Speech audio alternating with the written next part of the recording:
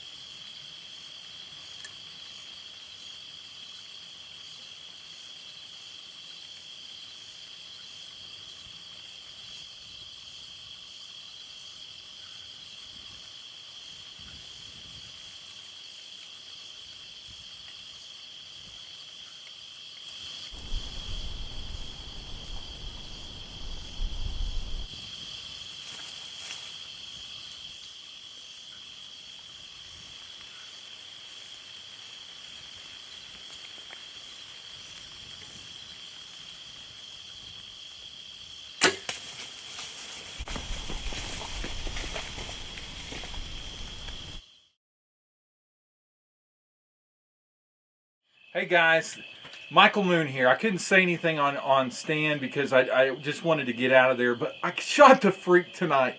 We went back and looked at the video. He kind of was quartering toward me just a little bit and smashed him through the shoulder, and I heard him crash. I think he's down right now. I was going to wait till in the morning, but I'm pretty sure he's down after looking at the video. So we're going to go get him. My good friend Scott is going to come over, and we're going to go see if we can find him. If we don't find him about the place where I heard him crash, we'll probably just pull out. But man, I'm so excited. It wouldn't have happened. This could not have happened if I'd have done anything differently. I spooked him the other morning. I had him right there within bow range, but I was trying to get in a position for the shot. I let him rest for one day, and then this morning I got up to go hunt him again. And when I looked at pictures, he had already been there, and I really felt like, you know what, he's probably going to be right at my stand before legal shooting light. If I walk in there, I'm going to booger him out because he's coming and going from food plots, and he just likes going through there. So I left him, and I thought, you know what, I'll get there early today. I went and put some brushed myself in on the stand to where I wasn't so silhouetted in that position, and I actually went and put out some Big and J and some other stuff just to try to get him to stop in an area where he wasn't looking right up at me. I mean, he was facing me for 20 minutes. I started to take a shot, but I just really didn't want to risk a shot. I had a couple other bucks that were in there, and then this beautiful 11 point, that's a young 11 point, came in and gave me a broadside shot. And I thought, man, he's going to score probably as good as Freak or better, but I really wanted the Freak. I sit there, that's what it was about. I waited for him, and finally that 11 went toward him, and the Freak just couldn't handle it. He postured and came over, and he stopped, and this feeder was right in the way, so I couldn't get a shot. Just to have him come in daylight like that, oh my goodness, it's so awesome. But anyway, I'm excited. Scott's coming. We're going to hop in his truck, go down on the river bottom, and see if we can find this buck. So let's go check him out. We did it! All right, I'm so excited. I'm excited for you. I couldn't even get excited down there. I was like, I was just trying to get out of there. Alice, is that you? Yeah. It looked like I got some great penetration, but it looked like I got him in the neck. That's because the arrow went to the right, and I was looking at that nocturnal, that red nocturnal, and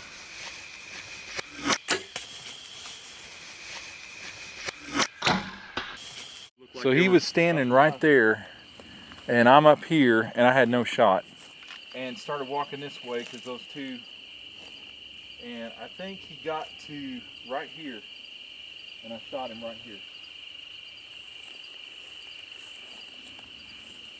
So he went straight through here, and I'm not sure where. Something red or blood or something behind you? Right there, right there. Here's your arrow. There he is. Right here. There's your arrow right there. Yep. Your knocks gone. That's Yeah. why you didn't see it. Look at He that. broke it off. He's laying there. We got good penetration. Oh yeah. So he went right through here.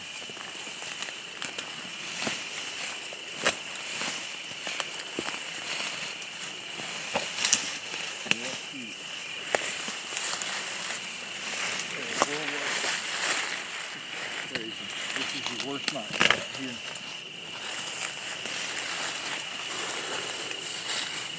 Now, You could have taken a right through here. there's got to be blood. I grabbed this one. Okay.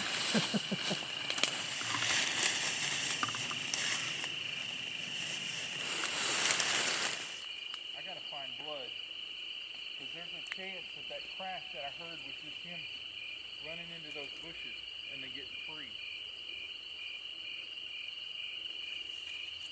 Gotta find blood. Well guys, it's the sickest part of it. You come out here and we found the arrow, we found one speck of blood, and that's it. Sounded like he crashed, but there is River King here that's 12 feet. We're gonna go ahead and pull out and come back in daylight when we can see pretty good and just see if we can find him. Not gonna give up on him, but man, not the way you want it to end. To be continued. Hey guys, So you've watched the video there, and to say I was depressed and still am really upset about it. I looked all week long. I had no desire to hunt, go sit in a stand, nothing. As I was working on the video, I began to see that my shot placement was really the problem. Quartering towards shot, really tough shot, but I believe that I smashed through the shoulder, and from the video, looking at it, replaying it, slowing it down, reversal, I could tell that I really just didn't get the angle that I wanted to get. A quartering away shot is really bad. Particularly if you shoot in front of the shoulder, and I'm just right in front of the shoulder. Quartering toward is a terrible shot. I wouldn't have taken it. That's the whole reason I waited that long. I'd have been better off to shot him in the spine when he put his head down than to try to take a quartering toward shot with a bow. It can be done, but if that happens, you gotta hit that shoulder and hope that you drive through that shoulder and hit a lung, or at an angle and hit a heart. It's very difficult, and I don't trust going through shoulders. I've done it, but my brother said, "Man, you need to go out and just kill a doe." But I've definitely had this happen. In fact, I've got a video that happened, I think it was 2011, 10 years ago. I lost a buck that I'd shot.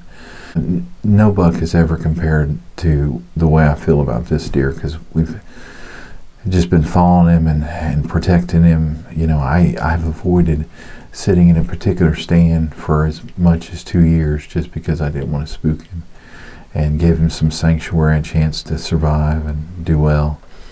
And several of my neighbors, we were all working together, cooperating, just trying to pass him. Some weren't, and that's fine. Last year I was wondering why in the world would I pass this deer. But this year, he was just extra special. What's really neat about him is you look at his rack. Any deer that's got 24, 25-inch main beams is really big. And the way his tines lay, you can't even see him really. You're looking at him at an angle.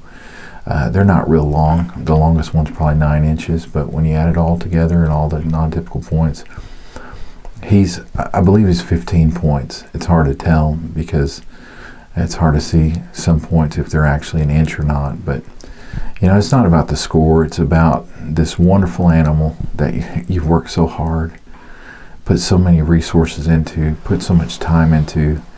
And honestly, the only way that I've been able to just kind of is give it to the Lord. My wife has supported me, but just being excited this week, taking Jesse hunting and trying to put it behind me.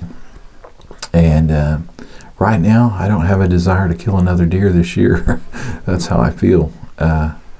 But I'm sure that'll change. And I've got a few bucks that they're great bucks. They're not the freak. And he was so elusive. I mean, even in the video, the first hunt last week that I put out, he was so cagey, and just every time I've seen him, he's always been that way. He's just the nature of him. He's really a nervous kind of deer, and that's how he lived to be 5.5 years of age. So I'm hopeful that we're still going to find him. I'm going to spend some time this week going up and down the river and seeing if I can find a carcass. Possibility he could be alive. I mean, you saw from the video that I hit him more right there in the base of the neck than the shoulder. It went through and hit the other shoulder, but that's not, it could be a lethal hit over time, but that's not a lethal hit. So, what do you do?